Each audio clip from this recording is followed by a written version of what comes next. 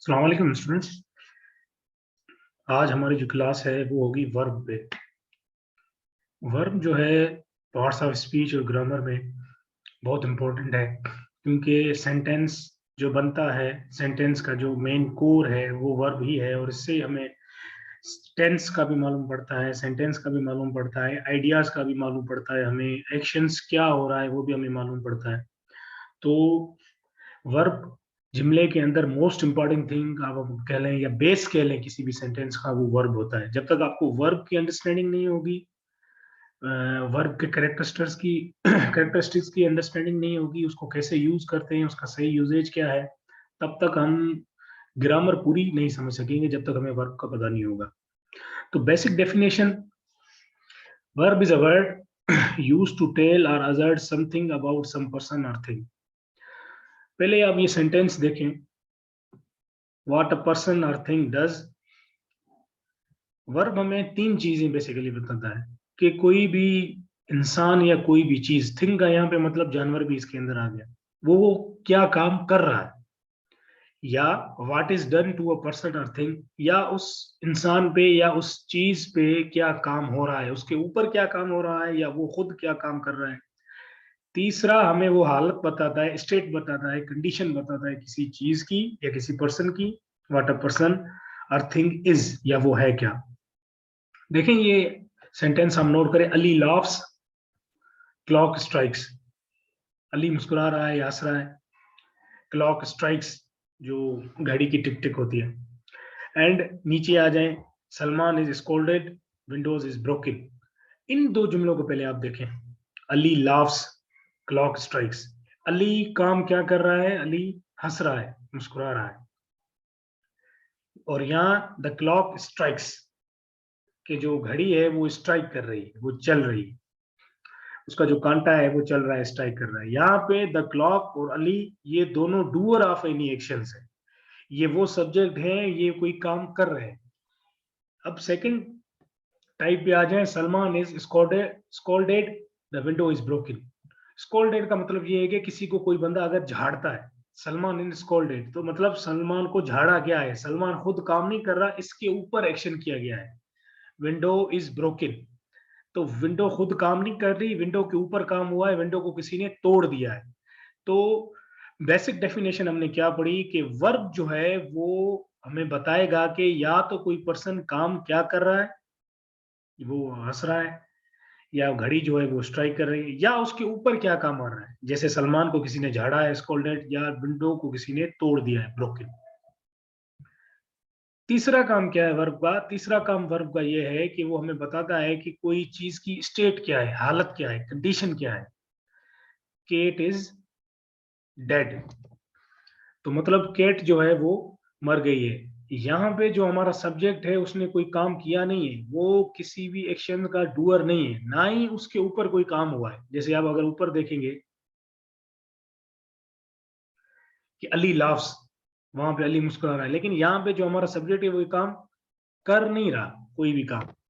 यहाँ उसकी हम स्टेट और हालत बता रहे हैं। इसी तरह गिलास इज ब्रिटल, गिलास को ना किसी ने तोड़ा गया है, ना गिलास के ऊपर कोई काम हुआ है, ना गिलास कोई काम कर रहा है, ये हम उसकी स्टेट कंडीशन बता रहे हैं, ब्रिटल है। मतलब वो फ्लेक्सिबल नहीं है, वो बहुत सख्त है, तो इसलिए उसको ब्रिटल कहते हैं। तो ये तीसरे टाइप में हम ये बता रहे हैं कि वर्ब हमें ये भी बताता है कि कोई किस्म या कोई चीज, कोई बंदा, कोई इंसान, कोई लिविंग थिंग, कोई नॉन लिविंग थिंग, उसकी स्टेट क्या है, उसकी कंडीशन क्या है, उसकी हालत क्या है। तो तीन चीजें बताता है वर्ब, कि वो बंदा काम क्या कर रहा है, सब्जेक्ट हमारा, सब्जेक्ट के ऊपर क्या काम हो रहा है, तीसरा सब्जेक्ट की हालत और कंडीशन बताता है। अब वर्ब के बेसिक या उसके यूजेज के हिसाब से कुछ टाइप्स बने हुए हैं, ट्रांजिटिव वर्ब और इंट्रांजिटिव वर्ब। आप मुझे बताएं, लफ्ज ट्रांजिटिव या ट्रांजिशन का मतलब क्या होता है।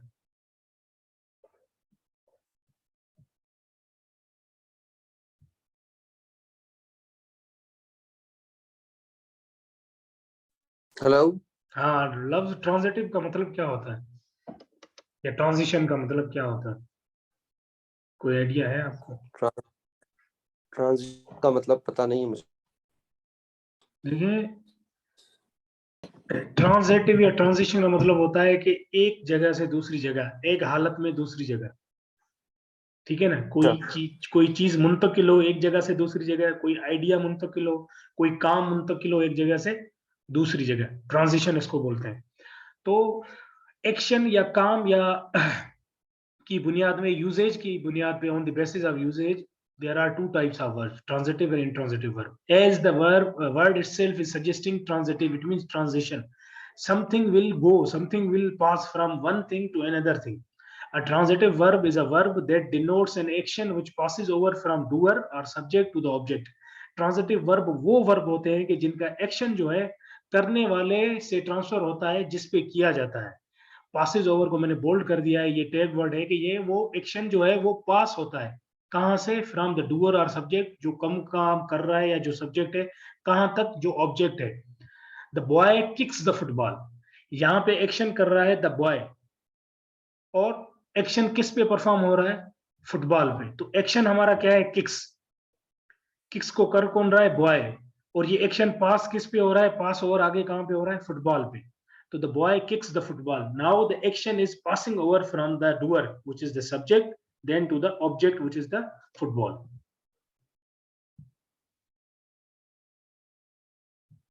इसी तरीके से the driver,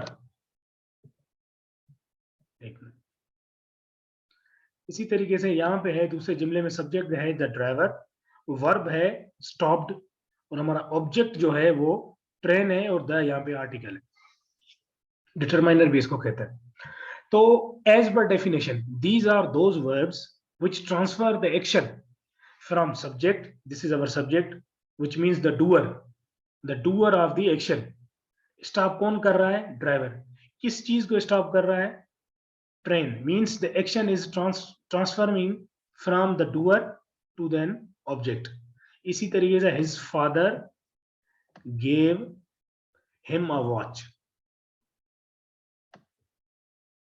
यहाँ पे सब्जेक्ट के जुमले के अंदर दो ऑब्जेक्ट लगे हुए हैं, एक डायरेक्ट और इनडायरेक्ट।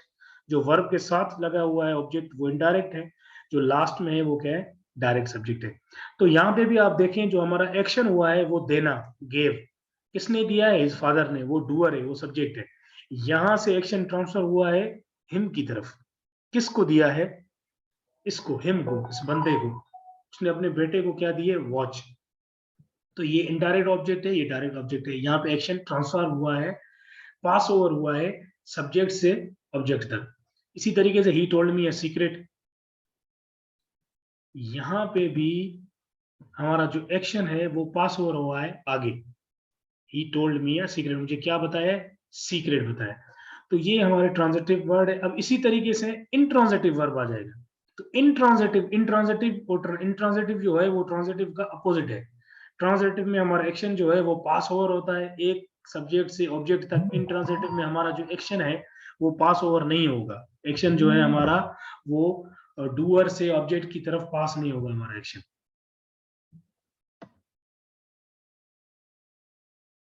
ये नीचे मैंने एक और एग्जांपल दिया हुआ है कि some transitive verb takes two object, direct and indirect.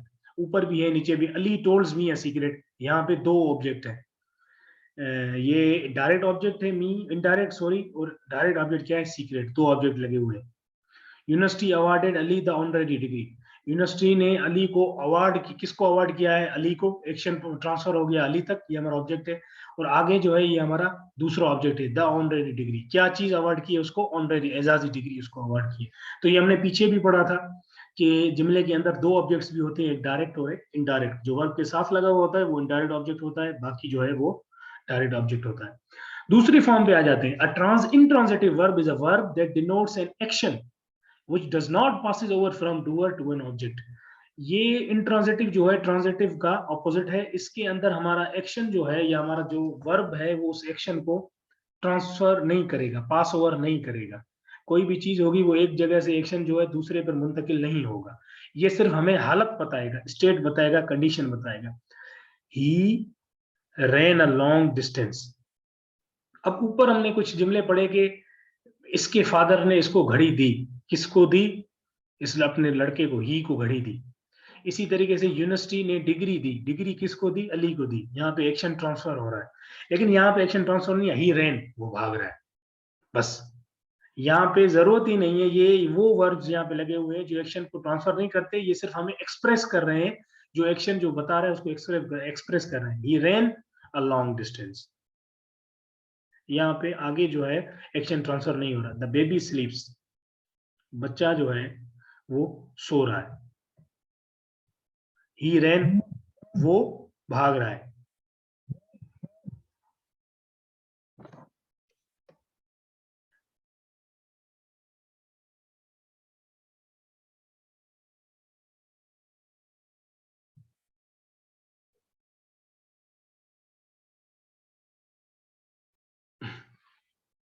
जो इंट्रांजिटिव वर्ब्स हैं, ये ट्रांजिटिव वर्ब से जो है अपोजिट काम करते हैं। ट्रांजिटिव वर्ब में जो एक्शन है,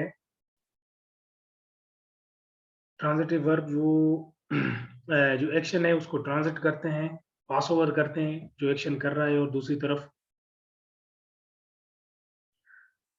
और इंट्रांजिटिव जो वर्ब है वो इनके अपोजिट में काम करते हैं। ये एक्शन को पास ओवर नहीं करते एक जगह से दूसरी जगह, या जो डूअर से जिस पे एक्शन हो रहा है ऑब्जेक्ट पे, ये सिर्फ हमें हालत बताते हैं कि जो हमारा सब्जेक्ट है उसकी स्टेट ये है।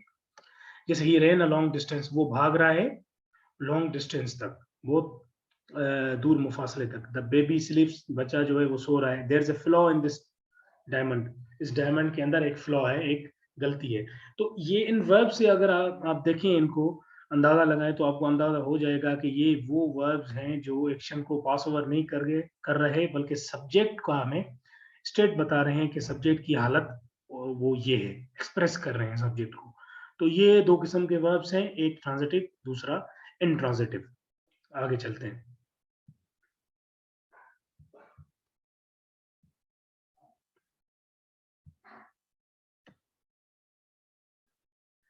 अब वर्ब्स की ही बेसिस पे बहुत सारे सेंटेंस बनते हैं। वर्ब की बेसिस पे हमें पता चलता है कि सेंटेंस का टेंस कौन सा है।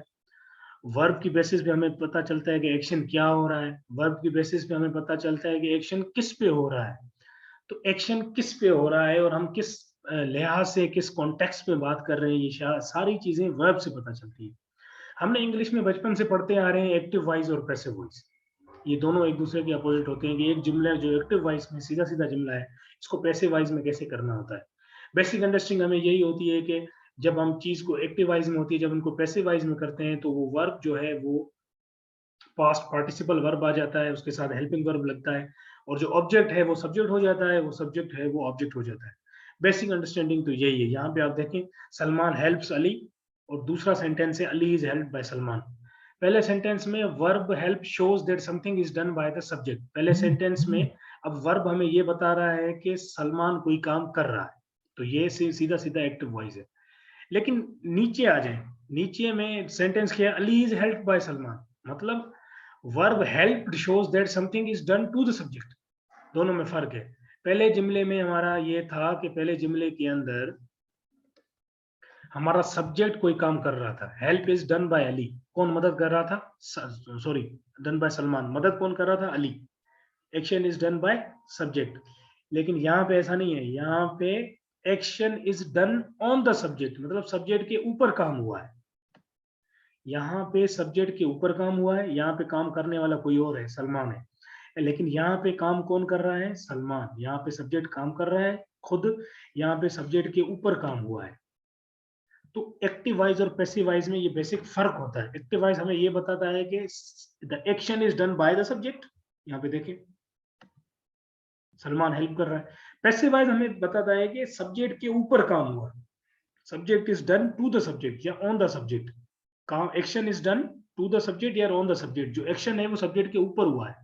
हेल्प किसकी की गई है, अली की, ये पैसिव वॉइस हो गया, अली के ऊपर काम हुआ है। लेकिन यहाँ पे हेल्प कौन कर रहा है, सलमान है जुमले में, मतलब यहाँ पे सब्जेक्ट खुद काम कर रहा है। तो एक्टिव वॉइस और पैसिव वॉइस का ये बेसिक डिफरेंस यही होता है कि एक में जो है हमारा सब्जेक्ट खुद काम करता है, और एक में सब्जेक्ट के ऊपर काम हुआ होता है। Note, it should be noted that while changing from active voice to passive voice, the object of a transitive verb in active voice becomes the subject of the verb in passive voice। मतलब कि transitive verbs जितने भी हैं, जब जुमले में इस्तेमाल हुए हैं, तो जब आप उसको पैसिवाइज करेंगे तो उसका जो ऑब्जेक्ट है वो पैसिवाइज में सब्जेक्ट होगा। कैसे, यहाँ पे देखिए, Ali loves his car. Ali किसको मोहब्बत करता है? अपनी कार को। ये ट्रांजिटिव वर्ब है, एक्शन ट्रांसफर हो रहा है। तो his car is loved by Ali, यहाँ पे जो ऑब्जेक्ट था वो यहाँ पे सब्जेक्ट हो गया। इसी तरीके से the peon open the gate, काम करने वाला प्योन है, काम किस पे हुआ है? गेट पे हुआ है। सही है, एक्शन क्या है? पास ओवर हुआ है, तो ये एक्टिवाइज है। जब इसको पैसिवाइज होगा तो यहाँ पे जो हमारा ऑब्जेक्ट है वो सब्जेक्ट बन जाएगा। The gate was opened by the peon. इसी तरीके से हु डिड दिस, कि ये किसने किया? क्या किया? ये किया। किसने किया? पूछ रहे हैं कि किसने किया ये काम। जब इसको आप उसमें करेंगे, अपना पैसिवाइज में करेंगे, तो यहाँ पे हमारा सब्जेक्ट क्या है? जो हमारा आंसर है, ये किसने किया, जो हमें मालूम नहीं है, वो हमारा बेसिकली सब्जेक्ट है। तो यहाँ पे वो, यहाँ पे ऑब्जेक्ट है, यहाँ पे वो, यहाँ पे सब्जेक्ट हो जाए। By whom was this done. मानी मीनिंग दोनों की सेम है अगर इनको उर्दू में करेंगे, लेकिन इंग्लिश में ये एक्टिवाइज है, ये passivise. The mason is building the wall. जो राजा है या जो मिस्त्री है वो दीवार को बना रहा है। The mason is building the wall. तो यहाँ पे हमारा ऑब्जेक्ट क्या है? ऑब्जेक्ट है द वॉल। तो जब हम इसको पैसिवाइज करेंगे तो हमारा जो ऑब्जेक्ट है वो क्या है? सब्जेक्ट हो जाएगा। तो यहाँ पे देखिए, the wall is being built by the mason, और जो सब्जेक्ट है वो ऑब्जेक्ट हो जाएगा। इसी तरीके से आखिरी सेंटेंस भी देख लें, he will finish the work in fortnight. रात को देर से ये काम को खत्म कर देगा। तो यहाँ पे जो हमारा ऑब्जेक्ट क्या है? द वर्क है। द वर्क यहाँ पे फिर सब्जेक्ट हो जाएगा। Will be finished by him in the fortnight. तो ये एक्टिव और पैसिव आप देख लें कि जब इंट्रांजिटिव वर्ब होते हैं उनमें कैसे जब हम पैसिवाइज करते हैं तो हमारा जो ऑब्जेक्ट है वो सब्जेक्ट बन जाता है, और सब्जेक्ट है वो ऑब्जेक्ट बन जाता है। ये वर्ब की कौन सी फॉर्म यूज होगी, टेंस कौन सा यूज होगा, ये आगे आएंगे, आगे मैं आपको बताऊंगा। इसी तरीके से आ जाए, पैसिवाइज को फॉर्म हम कैसे करते हैं? ये तो हमने देख लिया कि जब एक्टिव वाइज से पैसिवाइज होते हैं तो हमें पता चल गया कि वो ऑब्जेक्ट जो है वो सब्जेक्ट हो जाएगा, सब्जेक्ट जो है ऑब्जेक्ट हो जाएगा। ये चीजें घूमती रहती हैं। लेकिन पैसिवाइज हम करते कैसे हैं?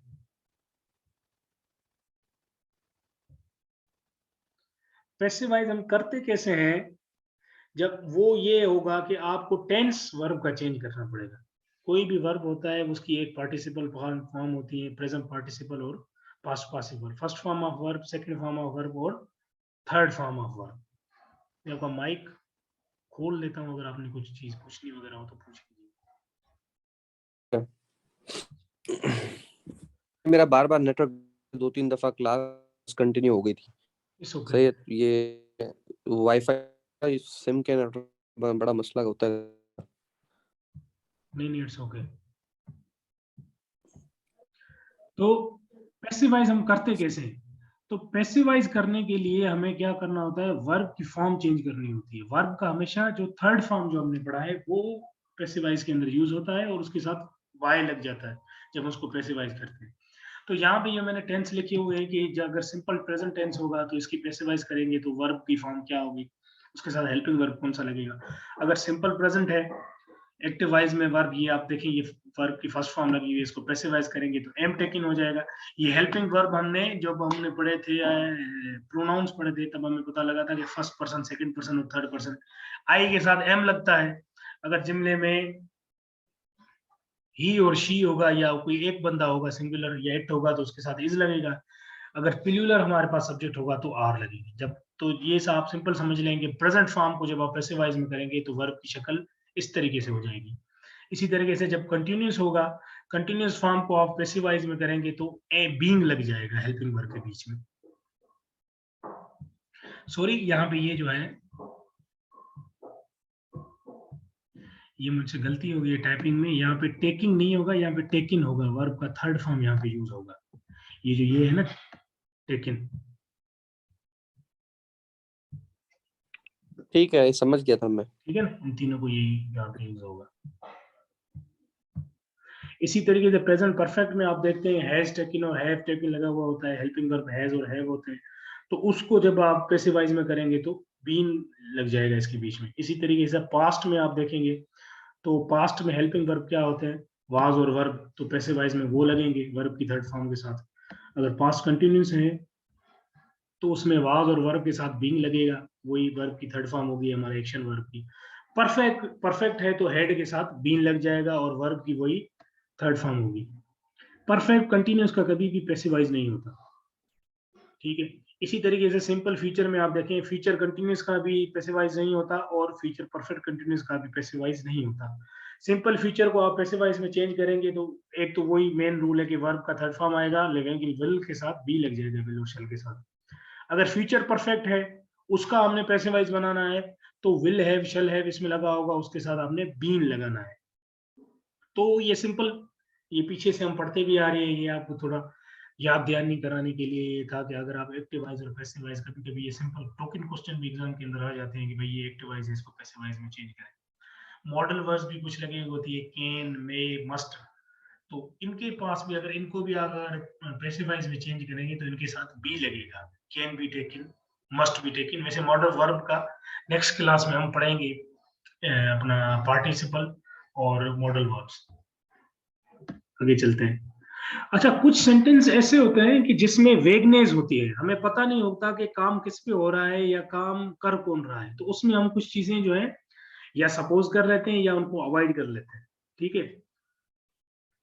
जैसे जुमला है somebody has stolen my pen, तो somebody जो है वो हमें पता नहीं है कि वो कौन है। इसको आप जब पैसिव वाइज में करेंगे तो पैसिव वाइज में तो हमें एक ऑब्जेक्ट चाहिए, यहाँ पे सब्जेक्ट क्या है somebody, तो मतलब रूल के हिसाब से ये somebody क्या हो जाएगा, ऑब्जेक्ट हो जाएगा। तो my pen has been stolen by somebody आप नहीं कह सकते, इस somebody को आप क्या अवॉइड कर देंगे। इसी तरीके they asked me my name, ठीक है। अब they पता नहीं कौन है, अगर आप ये भी लिखेंगे कि I was asked my name by them, वो भी सही होगा, लेकिन फॉर्मल इंग्लिश में ये अगर कोई भी चीज डेफिनेट नहीं होती ना, पता नहीं होता या किसी का प्रॉपर नाउन नहीं होता या कोई चीज हमें पता नहीं होती कि वो बंदा कौन था और वैगनेस होती है, तो हम वो चीज अवॉइड कर देते हैं। इसमें है ये भी पैसिव वॉइस, लेकिन इसके अंदर बाय वाला पोर्शन जो है वो अवॉइड हुआ है। अगर सिंपल है कि अगर मैं यहाँ पे लिख दूं I was asked my name by them, ये भी सही है, लेकिन फॉर्मल इंग्लिश में इसको यूज करने के लिए हम क्या करते हैं, बाय को हटा देते हैं, क्योंकि वेगनेस है, हमें पता नहीं है कि वो बंदा कौन है। इसी तरीके से आप नीचे आ जाए, English is spoken all over the world. अब इसका बेसिकली जुमला क्या था जिसको हमने ये पैसिवाइज किया है, people speak English all over the world, पूरी दुनिया में लोग जो है इंग्लिश बोलते हैं, ठीक है। अब ये कोई स्पेसिफिक लोग, ये इंसान की हम बात नहीं करेंगे, बात नहीं करेंगे तसव्वुर इंग्लिश बोलता है कि अली मुस्तफा बोलता है या तैयब बोलता है, यहाँ पे वेगनेस है, ऑल ओवर की हम बात कर रहे हैं। तो यहाँ पे भी English is spoken all over the world. अगर आपने इसको पैसिवाइज ये भी किया है, ये भी ठीक है, अगर ऑप्शन में ये आ जाता है ना, ये भी ठीक है।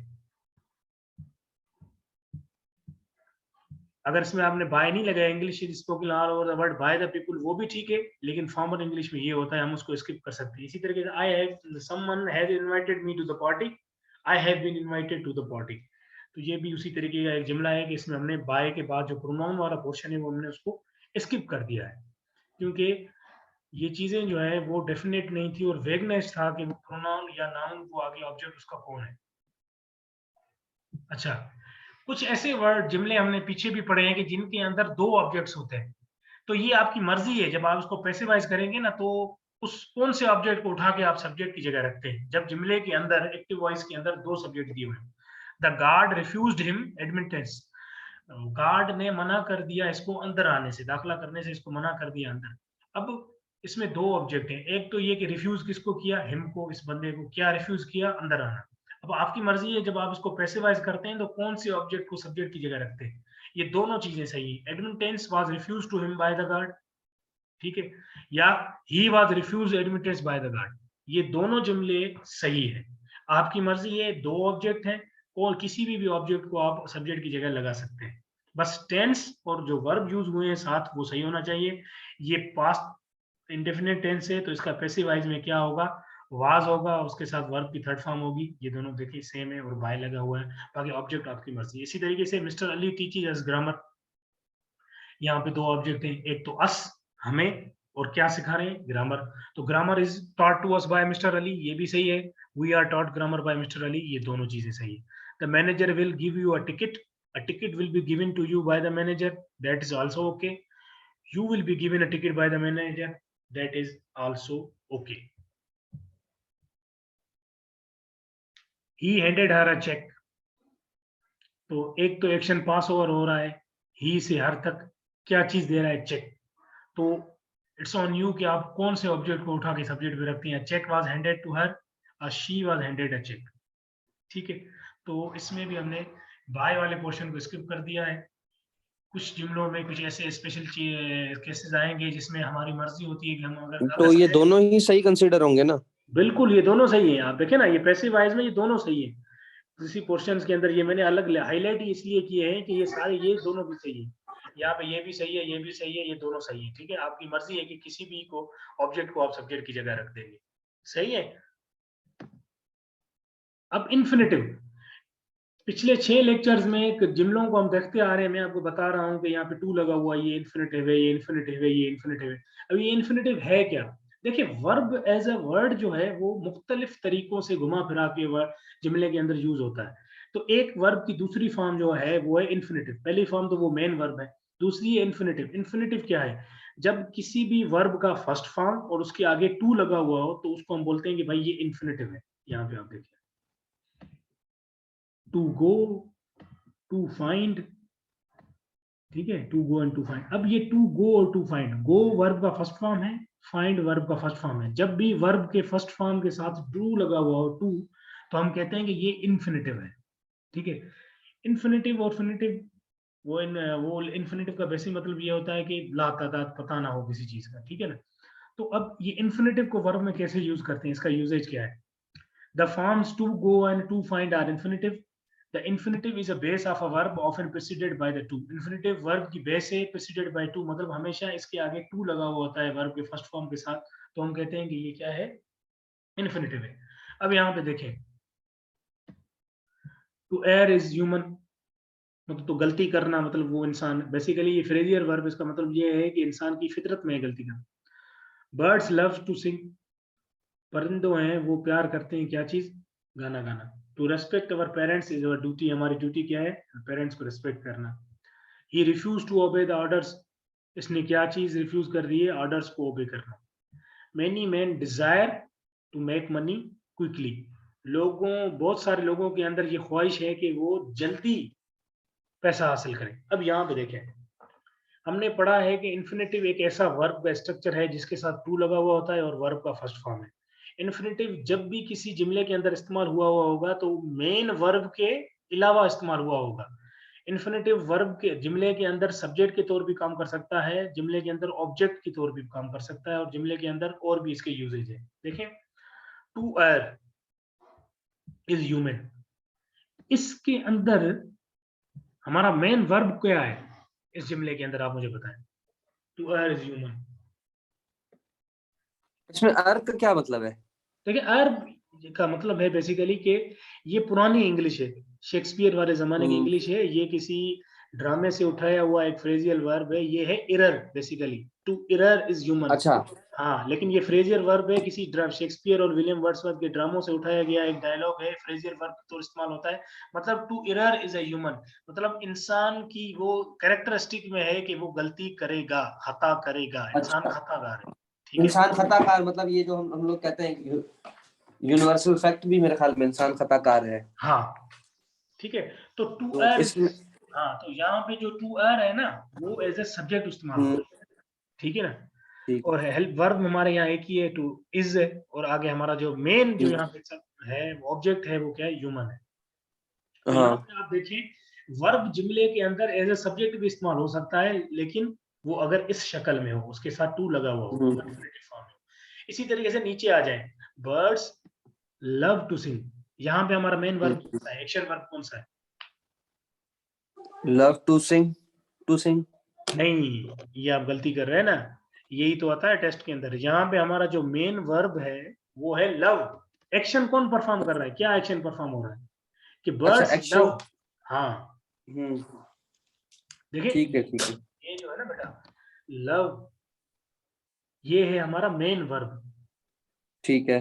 ये मैं कहने के लिए ऐसे इस्तेमाल कर रहा हूँ ये टू सिंग वर्ब, ये वर्ब नहीं। अब देखें टू लग गया ना, ये इन्फिनिटिव है, ये वर्ब है ही नहीं, ये वर्ब की दूसरी शक्ल है। अच्छा ठीक है ना, ये सही वर्ब है। के फर्स्ट फॉर्म के साथ जब टू लग गया तो ये इन्फिनिटिव है, मतलब ये अब वर्ब का काम नहीं कर, जुमले में ये वर्ब नहीं है। बर्ड्स लव टू सिंग, मैं आपको बोलूं यहाँ पे वर्ब क्या है भाई, यहाँ पे वर्ब लव है। टू सिंग जो है ना वो हमारा हम्म इन्फिनिटिव है। ठीक है। ये मैं तो आपको टू सिंग मतलब हमारा इन्फिनिटिव हो जाएगा। हाँ, ये मैं आपको बता रहा हूँ कि वर्ब की एक और शक्ल होती है, उसको बोलते हैं इन्फिनिटिव। यानी टू के हाँ साथ जब भी फर्स्ट फॉर्म लगा हुआ होता है वर्ब का, फिर वो जुमले के अंदर ठीक है एज अ वर्ब काम नहीं करता, फिर उसका कोई और काम होता है। ठीक है ना। तो सही है। यहाँ पे आप आ जाएं तो यहाँ पे जब आप देखें ना, बर्ड्स लव टू सिंग, तो यहाँ पे मेन वर्ब एक्शन, वर्ब हमारा लव है, मेन मेन को भी छोड़ दे, हम्म यहाँ पे एक्शन हम्म वर्ब हमारा लव है। टू सिंग इन्फिनिटिव है। अब आप मुझे ये पूछेंगे सर यहाँ पे जो इन्फिनिटिव का काम क्या है, आप मुझे ये पूछेंगे सर टू सिंग यहाँ पे क्या काम कर रहा है, तो टू सिंग का मतलब है गाना गाना। हम्म ठीक है ना। तो बर्ड्स लव, परिंदे प्यार करते हैं, भाई किस चीज को प्यार करते हैं, टू सिंग, गाना गाने को। गाना गाने हम्म को। अगर यहाँ पे मैं आप ये कह दूं कि बर्ड्स लव, या यहाँ पे ये आ जाएगी अली लव्स ईटिंग, तो यहाँ पे ईटिंग क्या है, यहाँ पे ईटिंग क्या है, हमारा ऑब्जेक्ट है। ऑब्जेक्ट है। इसी तरीके से यहाँ पे हमारा जो टू सिंग क्या है, वो ऑब्जेक्ट है, मतलब वो एक्शन इस पे ट्रांसफर हो रहा है। सॉरी, ये हमारी बर्ड्स की जो है ना वो हमें फीचर्स बता रहा है। तो ये मेन वर्ब है हमारा, ये हमारा सब्जेक्ट है, ये हमारा वर्ब है, ये हमारा यहाँ पे ऑब्जेक्ट है। तो इन्फिनिटिव जो है, ये इन्फिनिटिव का स्ट्रक्चर है, टू होगा उसके साथ कोई वर्ब का फर्स्ट फॉर्म लगा हुआ होगा, लेकिन वो जुमले के अंदर वर्ब का काम नहीं करेंगे, वो जुमले के अंदर सब्जेक्ट ऑब्जेक्ट नाउन प्रोनाउन इस चीज का काम करेंगे। अभी और नीचे आ जाए, to respect our parents is our duty, यहाँ पे वर्ब क्या है, इज हमारा वर्ब है। ठीक है। और हमारा सब्जेक्ट यहाँ पे क्या है, ये पूरा चंक जो है ना, ये पूरा चंक, ये हमारा सब्जेक्ट है, हाँ ये पूरा टू चंक ये। रिस्पेक्ट। हाँ, to respect our parents is our duty. अब यहाँ पे इन्फिनिटिव क्या काम कर रहा है, यहाँ पे इन्फिनिटिव जो हमारा सब्जेक्ट है मेन अवर पेरेंट्स, इन इनकी मीनिंग में इजाफा कर रहा है। मतलब यहाँ पे ये नाउन चंक का हिस्सा बन गया है, मतलब ये हम कहेंगे यहाँ पे ये सब्जेक्ट का हिस्सा है। तो आप देखें ऊपर, यहाँ पे इन्फिनिटिव सब्जेक्ट था, यहाँ पे इन्फिनिटिव जो है वो ऑब्जेक्ट हो गया, यहाँ पे इन्फिनिटिव फिर सब्जेक्ट का हिस्सा हो गया। अब नीचे आ जाए, he refused to obey the orders. अब क्या रिफ्यूज करता है ये, यहाँ पे हमारा वर्ब क्या है, नीचे वाले जुमले में यहाँ पे हमें बताएं, he refuse to obey the orders, यहाँ पे वर्ब कौन कौन सा है। रिफ्यूज्ड। हाँ, यहाँ पे काम क्या है, एक्शन क्या है हमेशा। अब आपको जब आपको पता ना चले ना कि जुमले में वर्ब क्या है, तब आप उसको पहले ट्रांसलेट करें कि भाई ये काम क्या हो रहा है। ये सब्जेक्ट ही है, ये काम क्या कर रहा है, ये मना कर रहा है, तो मना करना काम है, तो वर्ब हमारा ये है।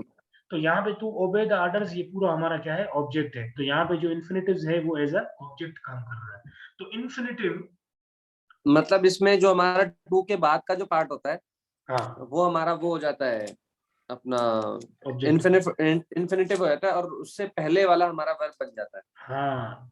टू से ठीक लेकर, है। देखे ना, बात ये है कि मीनिंग आज की इसका मतलब इन्फिनिटिव का ये है कि इन्फिनिटिव सेंटेंस के अंदर वर्ब का काम भी कर सकता है, ऑब्जेक्ट का काम भी कर सकता है। ये मैंने ठीक। सेंटेंस आपको दिए इसलिए, देखे ना, यहाँ पे इन्फिनिटिव जो है बेटा वर्ब का, सब्जेक्ट का काम कर रहा है। To error hmm is human. ठीक है। द बर्ड्स लव, क्या किस चीज को लव करते हैं, love to sing, to sing, तो यहाँ पे ये ऑब्जेक्ट का काम हो रहा है। इसी तरीके से to respect our parents is our duty, यहाँ पे टू रेस्पेक्ट जो है वो सब्जेक्ट का पार्ट है, यहाँ पे सब्जेक्ट का काम कर रहा है। इसी तरह से नीचे आ जाए, he refused to obey the orders, भाई इसने क्या चीज रिफ्यूज की है, किस चीज को मना किया है, टू ओबे द ऑर्डर्स। तो मतलब इन्फिनिटिव्स जो हैं वो जुमले के अंदर वर्ब ओ मना सब्जेक्ट और ऑब्जेक्ट का काम करते हैं। तो यहाँ पे इन्फिनिटिव्स क्या है, एज अ ऑब्जेक्ट काम कर रहा है, यहाँ पे सब्जेक्ट काम कर रहा है, यहाँ पे फिर ऑब्जेक्ट काम कर रहा है, और यहाँ पे फिर सब्जेक्ट काम कर रहा है। तो ऐसे सेंटेंस, ऐसे स्ट्रक्चर्स आते हैं टेस्ट के अंदर जिसमें हमें पूछा जाता है कि ये चीजें क्या है। तो आपको फौरन समझ लेना चाहिए कि किसी भी वर्ब के फर्स्ट फॉर्म के साथ अगर टू लगा हुआ है तो ये क्या है, ये इन्फिनिटिव है। और इन्फिनिटिव कभी भी जुमले के अंदर मेन वर्ब का काम नहीं करेगा, इन्फिनिटिव जुमले के अंदर या सब्जेक्ट होगा या ऑब्जेक्ट होगा। ठीक है ना। आप समझ गए, मतलब वर्ब के अलावा कोई काम कर रहा हो। ये अंडरस्टैंडिंग क्लियर है?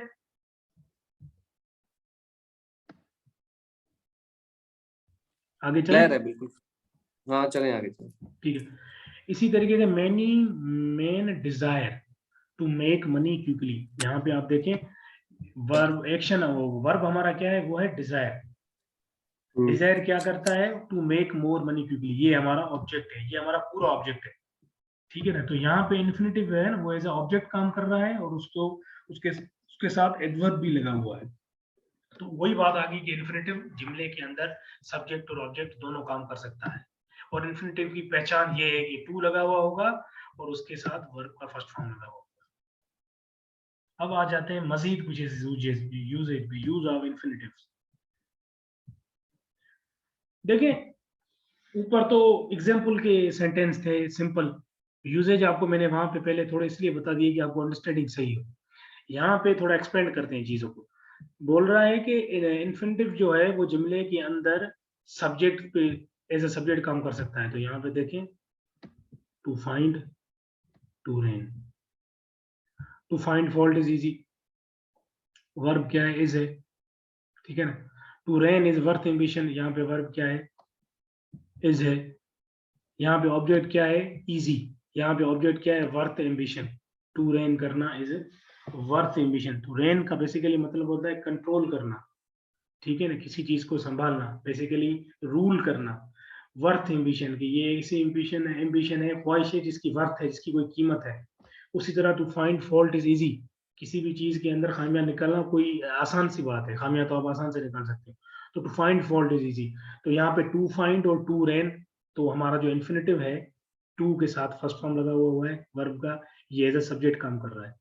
नेक्स्ट पे आ जाए, infinitive as a object of a transitive verb, किसी भी ट्रांजिटिव वर्ब का वो वर्ब जो एक्शन को ट्रांसफर करता है सब्जेक्ट से आगे दूसरे नाउन तक, दूसरे ऑब्जेक्ट तक, तो उसके अंदर ट्रांजिटिव एज ऑब्जेक्ट काम कर सकता है। यहाँ पे देखें, टू रीड वर्ब के बाद लगा हुआ है, वर्ब हमारा क्या है, mean. I do not mean to read, मेरा मतलब ये नहीं था कि पढ़ना। He likes to play cricket, यहाँ पे वर्ब क्या है हमारा, लाइक्स। ये लाइक क्या कर रहा है, टू प्ले कार्ड्स। तो यहाँ पे जो ये हमारा इन्फिनेटिव है टू प्ले, वो क्या है, एज अ ऑब्जेक्ट काम कर रहा है। इसी तरीके से टू इन्फिनेटिव जो है जुमले के अंदर कॉम्प्लीमेंट भी दे सकता है किसी चीज को, मतलब हमारा जो नाउन है उसकी खूबी या खामी, मतलब एज एडजेक्टिव भी काम कर सकता है।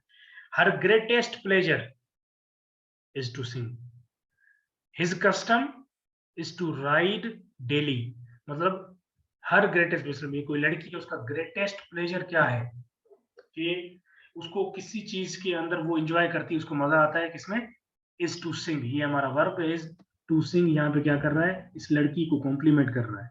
इसी तरीके से his custom is to write daily, ये इसका आदि है, कस्टम है। बेसिकली कस्टम का मतलब जो सकाफत भी होता है, लेकिन यहाँ पे कस्टम का मतलब ये है कि कोई ऐसी चीज जो आप डेली की बुनियाद पे करते हो। हिज कस्टम मतलब इसका रूटीन क्या है, राइड, सवारी करना डेली। तो यहाँ पे आप देखेंगे, यहाँ पे जो हमारा इन्फिनेटिव है वो क्या कर रहा है, हमारा जो सब्जेक्ट है ना उसकी कोई कोई चीज बता रहा है, कोई हैबिट बता रहा है उसकी, कोई कस्टम बता रहा है, कोई उसके बारे में अच्छाई या बुराई भी बता रहा है। कॉम्प्लीमेंट का मतलब एडजेक्टिव ही होता है, यहाँ पे एज वो एडजेक्टिव काम करता है। ये ऐसे ही जुमले है, जैसे मैं आपको यहाँ पे कह दूं, ही इज ब्यूटीफुल, तो यहाँ पे ब्यूटीफुल क्या है, कॉम्प्लीमेंट है, एडजेक्टिव है। तो यहाँ पे यही काम कर रहे हैं, her greatest pleasure is to sing, he is beautiful, his custom is to write daily. देखिए यहाँ पे हेल्पिंग वर्ब इज है, यहाँ पे हेल्पिंग वर्ब इज है, ही सब्जेक्ट है, यहाँ पे ये पूरा चंक जो है सब्जेक्ट है। उसी तरह से यहाँ पे हिज कस्टम, ये पूरा सब्जेक्ट है। तो आगे हेल्पिंग वर्ब के बाद क्या है, हेल्पिंग वर्ब के बाद वो ऐसा लफ्ज है जो हमें सब्जेक्ट के बारे में कुछ बता रहा है, तो यहाँ पे वो एज एडजेक्टिव के तौर पे काम कर रहा है हमारा इन्फिनेटिव। अच्छा, और इन्फिनेटिव का काम क्या है कि इन्फिनेटिव किसी प्रेपोजिशन का ऑब्जेक्ट भी हो सकता है, जैसे preposition is, an, in, on, but, out, about, under. हम ये सेंटेंस लिखते हैं ना कभी कभी, कि पढ़ते भी हैं कि he is lying under the bed. यहाँ पे प्रेपोजिशन क्या है जुमले के अंदर, इसके अंदर, इस जुमले के अंदर लाइन, नहीं, लाइन जो है वो नहीं, हमारा under under under under under, हाँ अंडर, नीचे प्रीपोजिशन, ठीक है। तो हम, और ये जो द बेड है वो प्रीपोजिशन का ऑब्जेक्ट है भाई, अंडर किस चीज के नीचे, बेड के, तो यहाँ पे जो बेड है वो इस प्रीपोजिशन का ऑब्जेक्ट है। ये याद याद रखें, प्रीपोजिशन हमेशा प्रीपोजिशन के आगे नाउन लगा हुआ होता है, ये चीज आप हमेशा याद रखें। इज, वो, in, to, into, about, under, above, इसके आगे, इन प्रीपोजिशंस के आगे हमेशा नाउन लगा हुआ था। ये नाउन द बेड है, लेकिन ये किस चीज का ऑब्जेक्ट है, अंडर का। तो इसी तरीके से ये बोल रहे हैं कि जब देखे ना, यहाँ पे ऑब्जेक्ट क्या है, बेड है, बेड कोई नाउन है, तो हम यही बात कर रहे हैं कि इन्फिनेटिव नाउन और प्रोनाउन की जगह भी काम कर सकता है। तो जब प्रीपोजिशन के साथ हमेशा उसका ऑब्जेक्ट नाउन या प्रोनाउन होता है, तो इन्फिनेटिव भी उसका ऑब्जेक्ट हो सकता है, क्योंकि इन्फिनेटिव जो है वो नाउन और प्रोनाउन की जगह काम करता है। तो यहाँ पे बट प्रीपोजिशन है, तो इसका ऑब्जेक्ट क्या है, to obey. The speaker is about to begin, तो अबाउट क्या है, प्रीपोजिशन है, तो यहाँ पे हमारे जो इन्फिनेटिव है वो बेसिकली प्रीपोजिशन का एज ऑब्जेक्ट काम कर रहा है। अब इन्फिनेटिव का बेसिक सेंस दोबारा रिपीट करें। इन्फिनेटिव का मतलब ये है कि एक ऐसा वर्ब, लेकिन उसकी शक्ल ऐसी हो कि वो नाउन और प्रोनाउन की तरह काम करे। तो शक्ल उसकी क्या है, टू के साथ फर्स्ट फॉर्म ऑफ वर्ब लगा हुआ है, तो ये हमने शक्ल उसकी बना दी इन्फिनेटिव की। तो अब जहां भी नाउन और प्रोनाउन जुमले में लग सकते हैं ना, वहां पे इन्फिनेटिव भी लग सकता है। आप इसको ऐसा समझो कि ये अब इन्फिनेटिव जो है ना, ये नाउन और प्रोनाउन का ही काम कर रहा है, करेगा। सब्जेक्ट होगा, ऑब्जेक्ट होगा। यहाँ पे मैंने आप बताया कि प्रीपोजिशन के बाद हमेशा कोई ना कोई ऑब्जेक्ट लगा हुआ होता है, नाउन। तो यहाँ पे नाउन ऑब्जेक्ट लगा हो सकता है, तो इसका मतलब इन्फिनेटिव भी प्रीपोजिशन के साथ एज ऑब्जेक्ट काम कर सकता है। यहाँ पे अंडरस्टैंडिंग यहाँ तक क्लियर है। अब आगे चलते हैं, कुछ और यूजेज भी इनके हैं। Infinitive is usually used to qualify the verb, noun. यहाँ अब यहाँ ऊपर तक तो सिर्फ हमने ये पढ़ा है कि इन्फिनेटिव जो है ऑब्जेक्ट और सब्जेक्ट हो रहा है जुमलों के अंदर, या प्रीपोजिशन का ऑब्जेक्ट हो रहा है। लेकिन इन्फिनेटिव जो है वर्ब के साथ, किसी और वर्ब के साथ, किसी और नाउन के साथ, किसी और एडजेक्टिव्स के साथ, और किसी और सेंटेंस को भी क्वालिफाई का बेसिकली मतलब ये होता है कि इंट्रोड्यूस करवाना।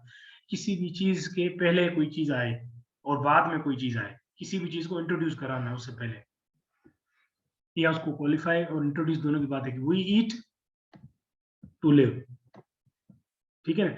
यहाँ पे ये ऑब्जेक्ट तो है ही है, लेकिन वर्ब को क्वालिफाई करना है। आई कम टू बरी सीजर, मैं यहाँ पे किस लिए आया हूँ, सीजर को बरी करने। मेरे आने का मकसद क्या है, बरी करना। मेरे खाने का मकसद क्या है, जिंदा रहना। तो यहाँ पे आप समझ रहे हैं कि इन्फिनेटिव और वर्ब का एक दूसरे के साथ कनेक्शन हो रहा है। इसी तरीके से नीचे आ जाए क्वालिफाइंग एडजेक्टिव, मतलब इस जुमले के अंदर इन्फिनेटिव का और किसी एडजेक्टिव का एक दूसरे के साथ रिश्ता होगा, कनेक्शन होगा। Figs are good to eat, मेरे ख्याल में फिग्स कोई मछली की किस्म है। Figs are good to eat, figs जो है अच्छे हैं, लेकिन अच्छे किस लिए हैं, खाने के लिए, टू ईट। तो इन्फिनेटिव यहाँ पे है तो एज ऑब्जेक्ट काम कर रहा है, लेकिन उसका रिलेशन किसके साथ बन रहा है, एडजेक्टिव के साथ बन रहा है। Boys are anxious, boys anxious इतने क्यों है, ठीक है ना, वो एंशियस इसलिए है कुछ सीखने के लिए, पढ़ने के लिए। तो यहाँ पे एंशियस क्या है, एडजेक्टिव है। तो टू लर्न जो इन्फिनेटिव है, इसका कनेक्शन यहाँ पे एडजेक्टिव के साथ है।